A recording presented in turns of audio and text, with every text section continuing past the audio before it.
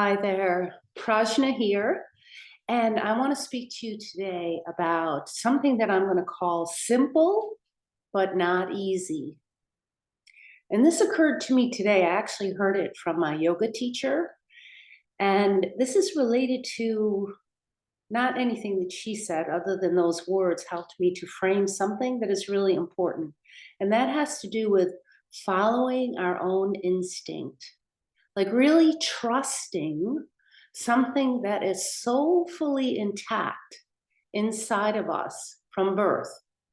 It is our birthright. It's like that creature that lives inside all of us. And from birth, many things happen, as we know, right? And we get involved in all different kinds of environments. But instinctively, we know when we're hungry, when we're thirsty, when we need protection, when we need to be held and comforted. We know all of these things, but it doesn't mean that the environment always responds to our needs. In the best case scenario, the world is perfect and all of our needs are responded to. But often, unfortunately, that is not the case. And what happens then is we get an instinct injury. However, the soul of who we are is always intact. And what we're learning as we go through our development is how to restore our instincts.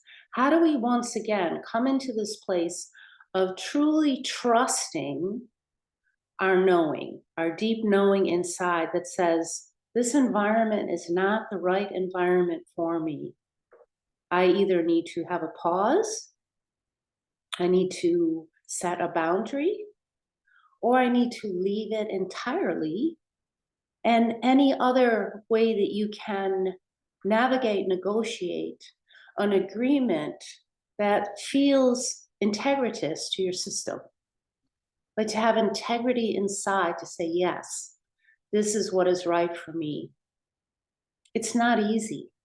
I mean, it sounds simple, yes, but it is not at all easy. And many of us it's a lifelong learning to come back into that place of this early creature, this wild, instinctive knowing that is super clear. And we all have time periods, maybe very extended time periods, feeling like this knowing is sharp. Our discrimination is sharp. We know where we're going. We know what we want to be doing, and we can follow it. We can follow through. We can make steps toward a possibility that we feel for ourselves, a seeing, a knowing, a sensing, a touching, something, a passion inside that we can feel confident in moving toward it. So when that isn't happening, all right, so this is the example that I want to give. So over the past few years, and I think this might be the case for many of us, we've needed to kind of learn how to be in different environments because the world has changed so significantly, so radically. And I feel the tenderness and the fragility of that in so many places for so many people. And it seems that if you have a certain skill set, in this case, sometimes it means an online skill set because we have entered this cyberspace way of being in the world. And for some of us, that isn't easy at all. For me, it isn't easy. And I do these videos not only because I want to share something that I hope will be beneficial to you, but also for me to kind of keep my fingertips a little bit in the cyberspace world, as uncomfortable as it makes me, and to be on a learning curve with all of this, understanding that there's shifts that have been happening for some time now, and we kind of have to learn it. We have to learn certain things in order to continue to be in connection with the happenings in life. And we can create boundaries around that too, of course. Yeah. And it might be certain things we just say, not going to learn that. So, anyways, I've been in this course, which is quite demanding and of learning how to work with different systems. Even the course is presented in a particular, um, what do you call it? Teachable. There's these things called teachable or network or not even mighty networks. And then there's other ones. And I've been on different ones and I'm like, oh no, I have to learn another one. And they all operate a little bit differently. But anyways, I was showing up to this and doing the work, and I'm getting a lot out of it, especially off screen time and doing the homeworks and exploring in different ways that maybe I wouldn't have done otherwise. But I started to feel each time that I'd show up afterwards, like my energy was just really drained, like depleted, and I didn't feel inspired.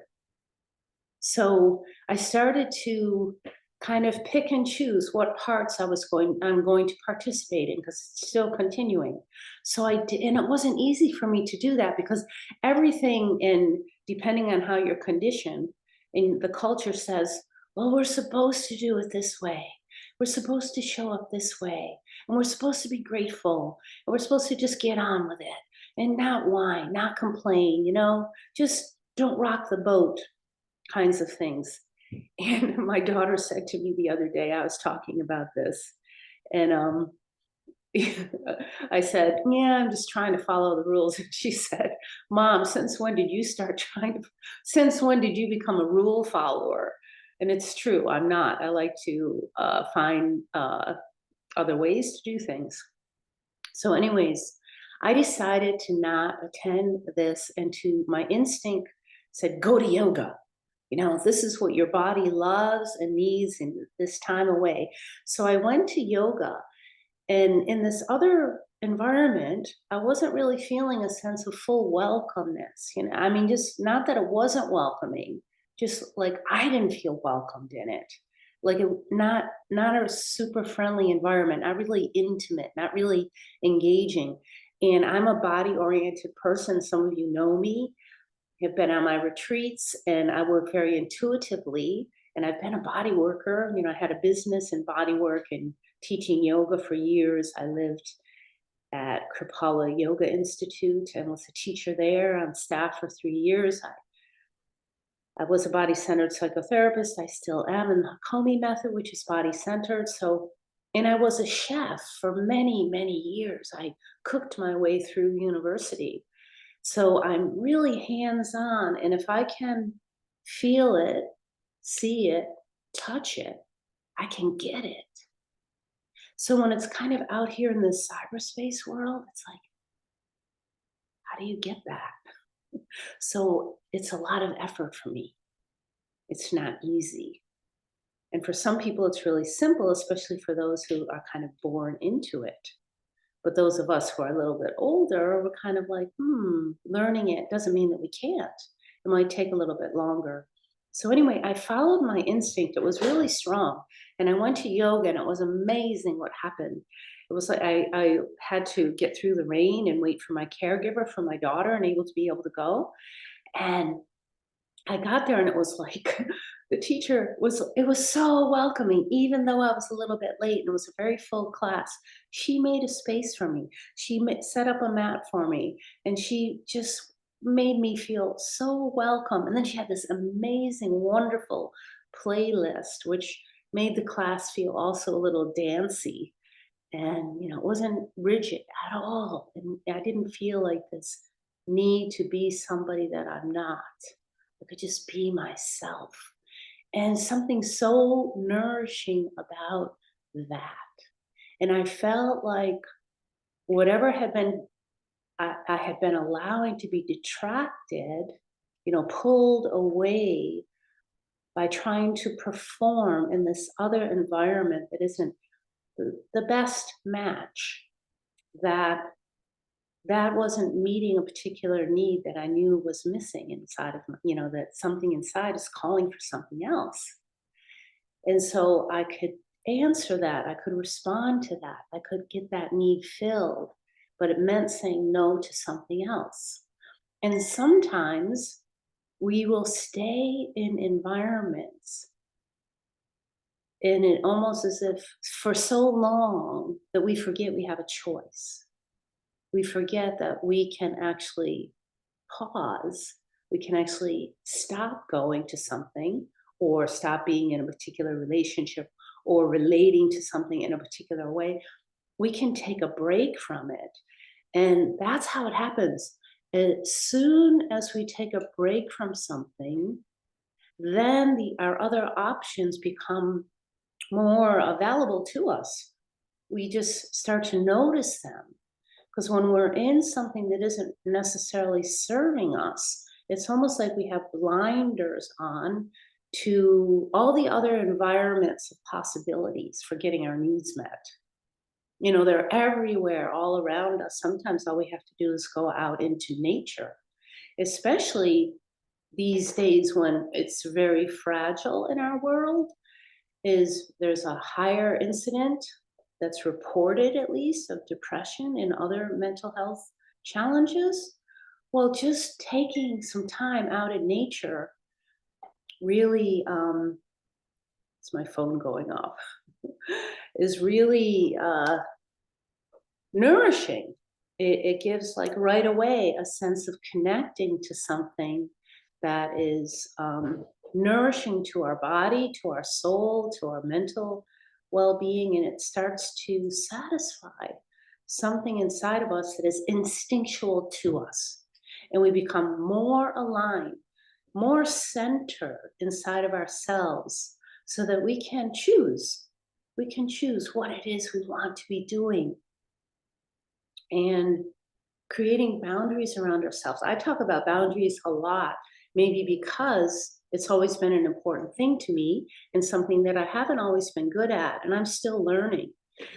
So that was what I wanted to talk about. Simple to hear. Yeah, like, yeah, just don't go. Like anybody can tell you, okay, well, why are you doing that? It's not that easy. No, it's more like, what is the programming inside of myself? What has the culture been telling me?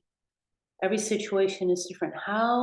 What interjections have I held onto and am I believing and are living still inside of me and dictating my behavior and depleting perhaps this place inside that originally our original nature is intact and soulful and alive. But what is covering it? Yeah.